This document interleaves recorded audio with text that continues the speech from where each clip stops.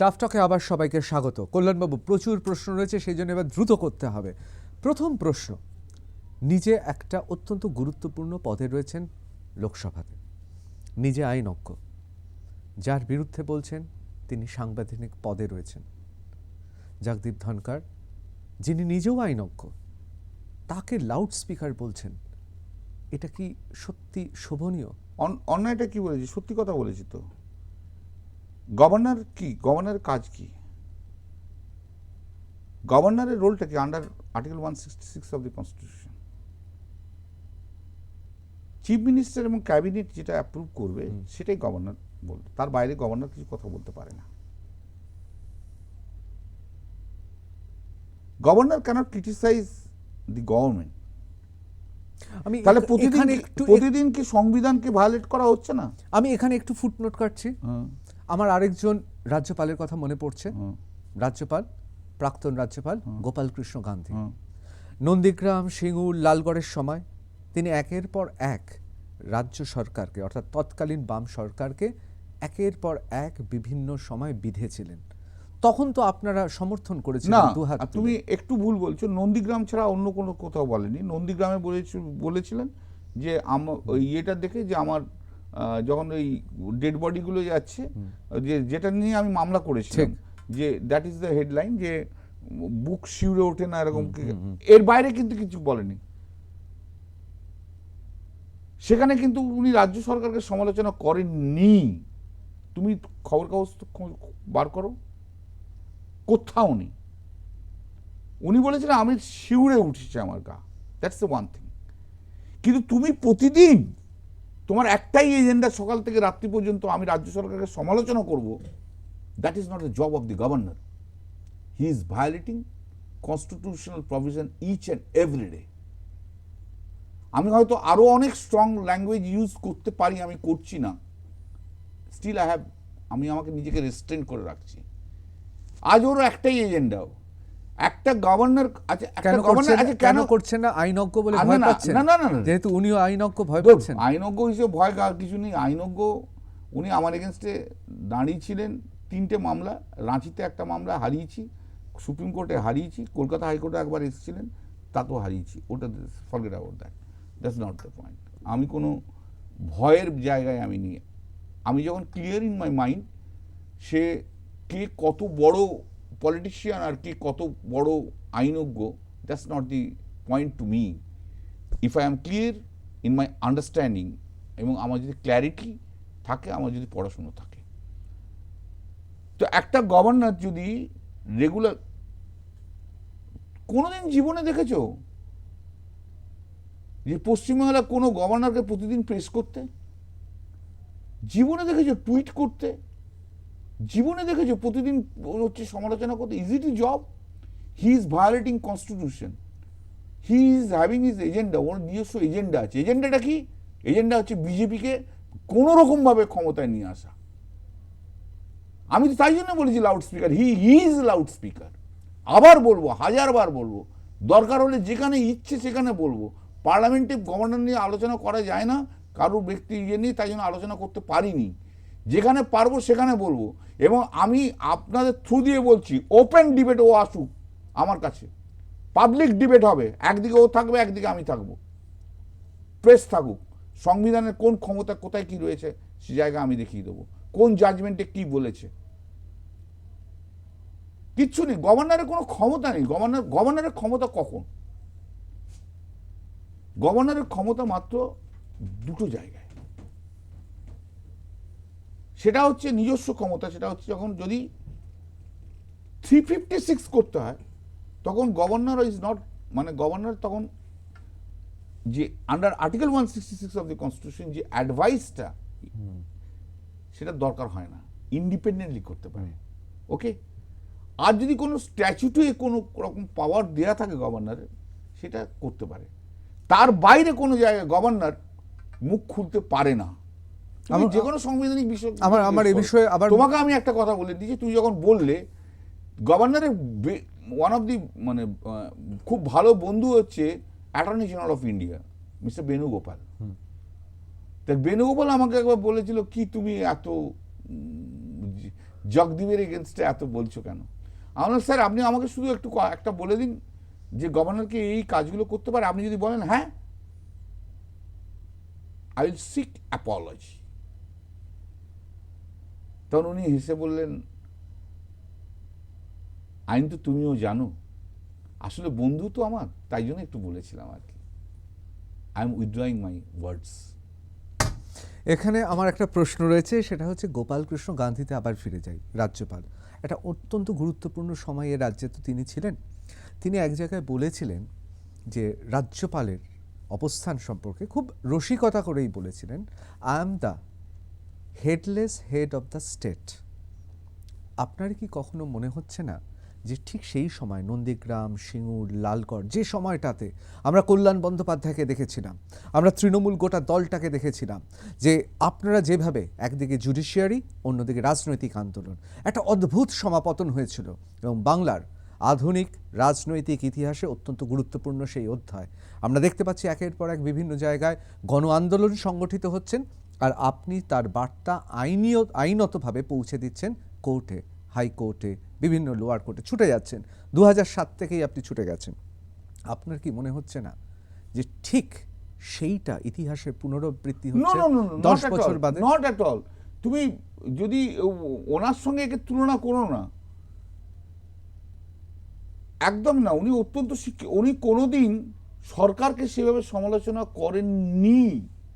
উনি কোনোদিন প্রেসকে ডেকে ডেকে বলে এসো ভাই, এসো ভাই, এসো ভাই, এসো প্রেস করি করে সমালোচনা করে যাচ্ছেন, করেননি। হয়তো কোনো একটা অকেশনে একটা কমেন্ট করেছেন, করতে পারেন, কিন্তু এই জগদীপ ধনকর কি সিস্টেমেটিক্যালি এভরিডে তুমি দেখতে পাবে যে প্রতিদিন তার একটাই কাজ, আমি তো বলি টুইট অ্যালকোহলিক, ওর প্রতিদিনই একটাই কাজ। এবং তুমি দেখবে আমার টুইটগুলো ফলো করো, আমারও কাজ হচ্ছে ও একটা করে টুইট করো, আমি একটা করে রিপ্লাই দেবো। Is my one point, if he has made is one point program, ও যদি মনে করে যে ও টুইট করে ও সরকারের বিরুদ্ধে বলবে, আমিও একটা করে টুইটের আনসার দিয়ে ওকেও দেখিয়ে দেবো যে ও কতটা অশিক্ষিত সংবিধান সম্বন্ধে, তার প্রমাণ আমি করে দেবো। আমি তো আবার বলছি, 1000বার চ্যালেঞ্জ করে বলছি, একটা ফ্লোর দাও যেখানে একদিকে গভর্নর থাকবে, একদিকে আমি থাকবো, দেখিয়ে দেবো আমি গভর্নর কতটা অসংবিধানিক হতে পারে। এবং আমি বলে দিচ্ছি যে ভারতবর্ষের সর্বনিকৃষ্টতম যদি কোনো গভর্নর থাকে, সংবিধানকে ভায়োলেট করা 1000বার যদি ভায়োলেশন যদি কেউ করে থাকে, তার নাম হচ্ছে জগদীপ ধনকর। এবার আমার প্রশ্ন, যে আপনি যে কথাটা বলছেন, এই যে আচ্ছা আরেকটা এর সঙ্গে আর বলি, যেটা তুমি বলতে বলতে, রাজভবনে কাদের জায়গা আছে ভাই? রাজভবনে তো বিজেপি গুন্ডাদের জায়গা রয়েছে। এবং আমি তো মনে করি কোনোদিন গভর্নর রাজভবনের গুন্ডাদের দিয়ে আমাকে ওই বিজেপির গুন্ডাদের দিয়ে, যেহেতু ওর এগেনস্টে আমি এত কথা বলি, আমাকে মেরে ফেলতে পারে গভর্নর। I feel so. আপনি ভয় পাচ্ছেন? অফকোর্স ভয় পাচ্ছি না, আমি মনে করি তাই। ও যত গুন্ডা ডাকাতের সঙ্গে, মানে যত রাউডি লোকের সঙ্গে জড়িত রয়েছে ও গভর্নরের, ও যে কোনো সময় করতে পারে। He can do anything. After all পিছনে তো সেই বিখ্যাত নামটা রয়েছে না, অমিত শাহের নামটা, এটা তো ভুলতে পারবো না। আপনি বোধহয় আমার মনের কথা বুঝে ফেলেছেন। আপনি যেহেতু ধুরন্ধর আইনজ্ঞ, খুব তাড়াতাড়ি বুঝে ফেলেছেন আমার পরবর্তী প্রশ্নটা। স্বরাষ্ট্রমন্ত্রী, অর্থাৎ ভারতবর্ষের স্বরাষ্ট্রমন্ত্রী, তিনি বলেছেন রাষ্ট্রপতি শাসনের, এই পশ্চিমবাংলায় রাষ্ট্রপতি শাসনের যে কথাটা উঠছে, এটা অযৌক্তিক নয়। শোনো, এটা তো পলিটিক্যাল উদ্দেশ্য, রাজনৈতিক উদ্দেশ্য নিয়ে এই কথাটা বলেছেন। একটা স্বরাষ্ট্রমন্ত্রীর জন্য এই কথা শোভা পায় না। শোনো ভাই, তোমার যদি 356 ধারা করার থাকে, তুমি করে দেখিয়ে দাও না, তুমি বলবে কেন? আমরা ছোটবেলা থেকে জানতাম যে মারবো মারবো বলে তার কোনো হিম্মত থাকে না, যে মেরে দেয় তারই হিম্মত থাকে, সে মারবো মারবো বলে না। তবে রাষ্ট্রপতি শাসনকে ভয় পাচ্ছেন না? Certainly not. ও করে দেখুক না। উত্তরাখণ্ডের মনে নেই? উত্তরাখণ্ডের থেকে শিক্ষা পায়নি? উত্তরাখণ্ডে তো করেছিলেন, চিফ জাস্টিস জোসেফ ছিলেন তখন। উত্তরাখণ্ডের 356টাকে সেটাসাইড করে দিয়েছিল না সুপ্রিম কোর্ট।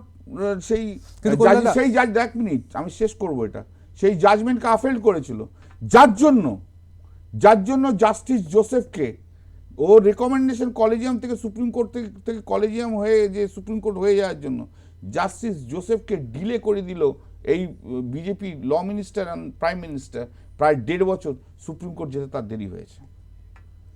কিন্তু একটা প্রশ্ন তো রয়েছে অন্য রাজ্যের সঙ্গে আমাদের রাজ্যে, কিছু মনে করবেন না, ইতিহাস যেটা বলছে সেই সত্যটা আমি বলতে বাধ্য।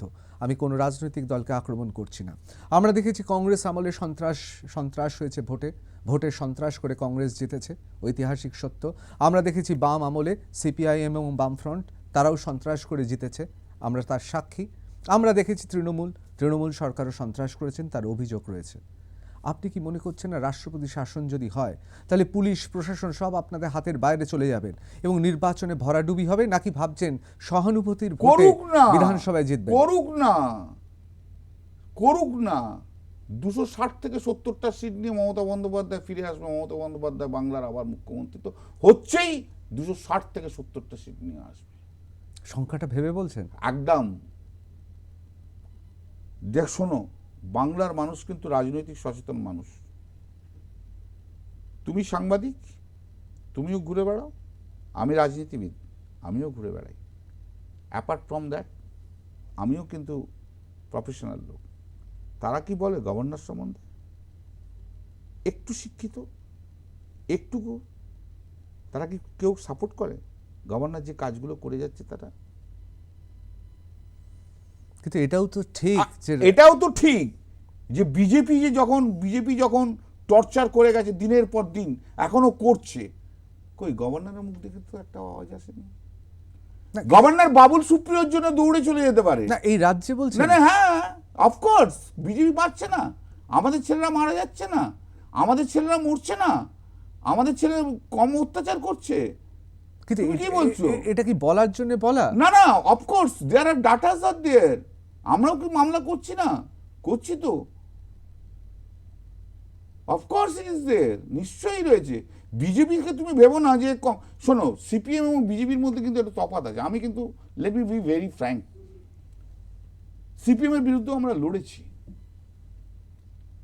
কিন্তু একটা পলিটিক্যাল হয়তো ছিল, আমরা বলেছি হারমাদ হেন তেন এসব বলেছি, এসছি, তাদেরও দেয়ার ওয়াজ এ রং ডিসিশন। 2001 থেকে 2006 বুদ্ধদেব ভট্টাচার্য, 2006 থেকে 2011 বুদ্ধদেব ভট্টাচার্য আকাশ পাতাল তফাৎ অ্যাকর্ডিং টু মি।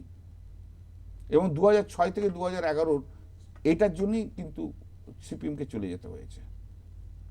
ঠিক আছে, এইটা যদি হয়, কিন্তু তবু সিপিএম এর মধ্যে একটা বুদ্ধদেব ভট্টাচার্য ছিল, একটা নিরুপম সোম ছিল, বিদ্যুৎ দা ছিল, ও আমাদের অসীম দাশগুপ্ত ছিল। একটা জায়গায় না, পার্লামেন্টারি ডেমোক্রেসিতে বা অন্য জায়গায় একটা জায়গায় থেমে থাকতো, স্বাধীনতাবোধের জায়গায় থাকতো। বিজেপির ক্ষেত্রে সেটা নেই। একটা ভদ্রলোকের মতো কথা বলে, কি ভাষায় কথা বলে বলো তোরা? আমি আপনার ক্ষেত্রটা বুঝতে পারছি, যেটা আপনি বলতে পারছেন না। সত্যি রাজনীতিতে শিক্ষিত, ভদ্র, মার্জিত লোক, ধরুন আপনাদের পার্টিরই কথা ধরুন, মমতা বন্দ্যোপাধ্যায়ের ছবি, সেটাই তো মূল চালিকা শক্তি।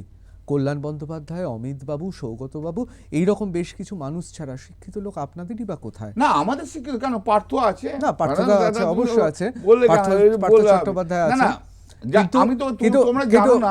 কিন্তু আমার মনে হয় আমি তোমাকে বলছি, তুমি জানো না, তোমরা জানো না, এই যে মিমি আর্টিস্ট, তো আমি ছোট্ট, ওরা বেশি টাইম দিতে পারে না, কিন্তু কি সুন্দর ভাবে বক্তৃতা দিয়ে গেল, স্পিচ দিয়ে গেল।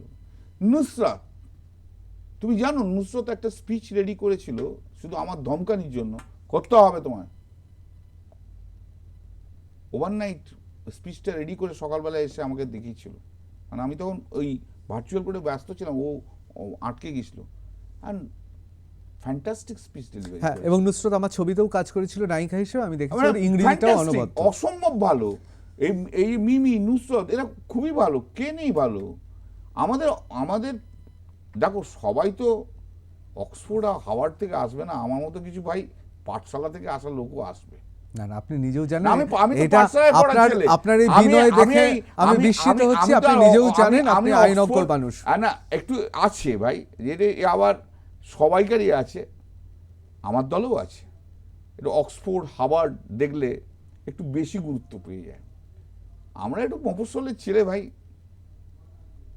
গ্রাম বাংলার ছেলে, পাঠশালায় পড়া ছেলে, হয়তো আমাদের সেই অনুযায়ী হয়তো দেখা যায়। আমাকে দ্রুত কিন্তু কতগুলো আমাদের প্রশ্ন করতে substance হবে, আছে। অবশ্যই কতগুলো দ্রুত। ইংরেজিতে হয়তো অত মানে সেই স্টাইল নিয়ে আমরা ইংরেজি বলতে পারবো না, কাঁধ ঝাঁকিয়ে ভাঁজ ঝাঁকিয়ে আমেরিকান একটা ইয়ে দিয়ে ইংরেজিটা হয়তো বলতে পারবো না, কিন্তু যে না, এর ইংরেজিটা জন্য তো বলার দরকার সেই এর জন্য ইংরেজিটা তো বলবো। এর জন্য তো বাংলায় শাসককুল দায়ী।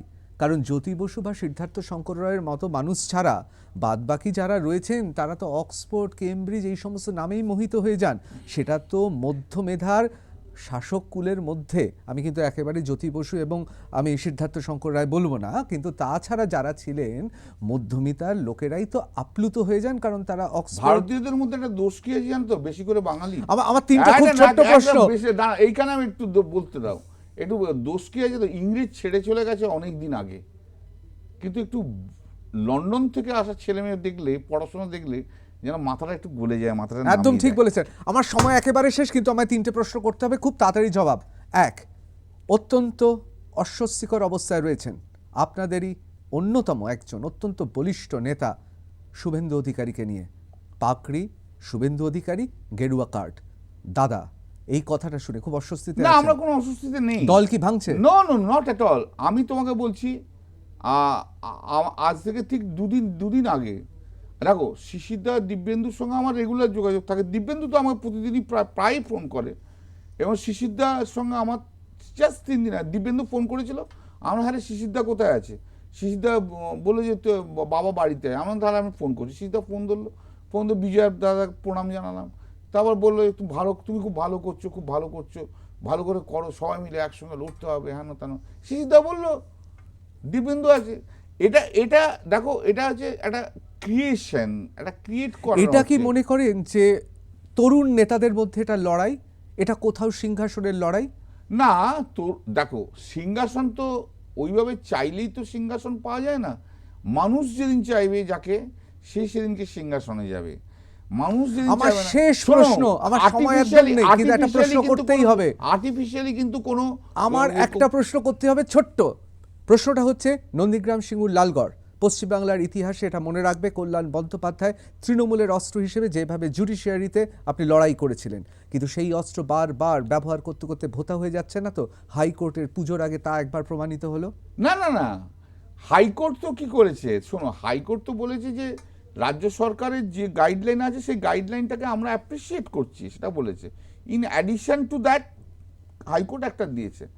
আমি তোমাকে একটা কথা বলছি, যে এই যে হাইকোর্টের যে রায়টা, সেটা খুব লার্জার ইন্টারেস্টে, দেখো যদি লার্জার পাবলিক ইন্টারেস্টে, আমি ওয়েলকাম করছি, বাহ, বা রাজ্য সরকারও ওয়েলকাম করেছে। খুব ভালো লাগলো। আমাদের সময় শেষ। কিন্তু কল্যাণ দা, আপনাকে legality কথা নিয়ে- দিতে হবে, legal- আরেকবার legal- আসতে হবে, legality- অনেক শোনো, প্রশ্ন বাকি দাঁড়া, রইল। একটু বলছি, লিগ্যালিটি নিয়ে প্রশ্ন থাকতে পারে, কিন্তু একটা প্রশ্ন আমার রয়ে যাচ্ছে, সেটা হচ্ছে কেন তৃতীয়া চতুর্থীর দিন, যদি শান্তিনিকেতনের কেসে যদি দুটো বেড়া দেওয়ার জন্য সুমোটো কলকাতা হাইকোর্ট যদি কেস স্টার্ট করে থাকে, জজ সাহেবরা যদি ওখানে যে থাকতে পারেন, তাহলে হাইকোর্ট কেন সুমোটো 1 মাস আগে করেনি? তাহলে হয়তো অর্গানাইজারদের এত টাকা খরচা হতো না, এবং হয়তো এটা আরো অনেক সুন্দরভাবে হতো। আপনার প্রশ্ন দিয়েই শেষ করছি। অসংখ্য ধন্যবাদ। আপনাকে কথা দিতে হবে, আরেকবার আসতে হবে। অনেক প্রশ্নের উত্তর মানে প্রশ্নই করতে পারলাম না, অনেক অস্বস্তিকর প্রশ্ন No, করেছি, thank খুব you, ভালো thank you. লাগলো। টাফ ঋতু, টকের পক্ষ থেকে থ্যাংক ইউ। এটা দীর্ঘদিন পরে আমি কোন স্টুডিওতে না, আমরা গর্বিত, 10 বছর বাদে আপনি এলেন। তুমি বলার জন্য আমি এসেছি, আমারও ভালো লাগলো। আরেকদিন এবং কিন্তু অনেক আসতে হবে, যে কারণ অনেক প্রশ্নগুলো প্রশ্ন করেছো, রয়েছে, অনেক প্রশ্ন আছে, রয়েছে, আসতে দেখছি। হবে। আজকের Okay. অনুষ্ঠান এখানেই শেষ করছি। টাফ টক উইথ ঋতব্রত এখানেই শেষ, কিন্তু শুক্র, শনি, রবিবার রাত 8টায় আর প্লাস নিউজে দেখতে ভুলবেন না টাফ টক উইথ ঋতব্রত।